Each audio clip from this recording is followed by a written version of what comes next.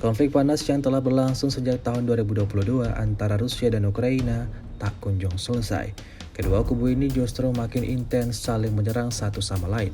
Dibuktikan dalam sebuah rekaman yang ramai beredar di media sosial Telegram pada Rabu 29 Januari 2025. Dalam rekaman tersebut menunjukkan bagaimana keadaan angkatan bersenjata Ukraina di wilayah pemukiman setelah memutuskan melakukan serangan balik terhadap Rusia. Serangan drone Rusia mengejar mereka dan menghantam mereka hingga tumbang dan alami luka-luka bahkan mati di tempat. Tidak ada konsekuensi selain kehilangan nyawa yang harus diterima pasukan Kiev setelah menyerang Rusia.